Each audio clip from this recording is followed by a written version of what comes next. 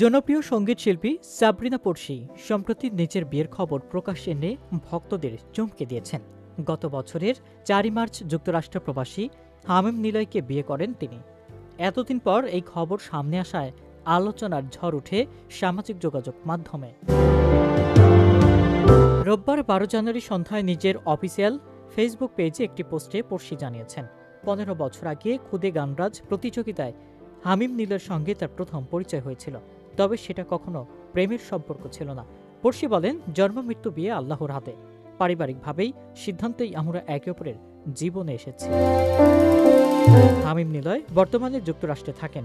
ঢাকায় স্বল্প সময়ের সফরে এসে দুই পরিবারের সম্মতিতেই আকদ সম্পন্ন করেন তারা। পড়শি জানান, আমরা ভেবেছিলাম পরিবারের সদস্য ও কাছের মানুষদের নিয়ে সুন্দর সময় একটি অনুষ্ঠান করে সবার সঙ্গে আনন্দ ভাগাভাগি করব। তবে সুখবরটি আগেই ছড়িয়ে পড়া একটু বিব্রত হলেও আনন্দিত।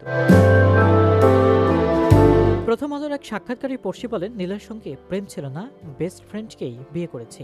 শিগগিরই হামিম নিলয় দেশে ফিরবেন এবং দুই পরিবারের উপস্থিতিতেই বিয়ের আনুষ্ঠানিক আয়োজন হবে বলে জানিয়েছেন পড়শি।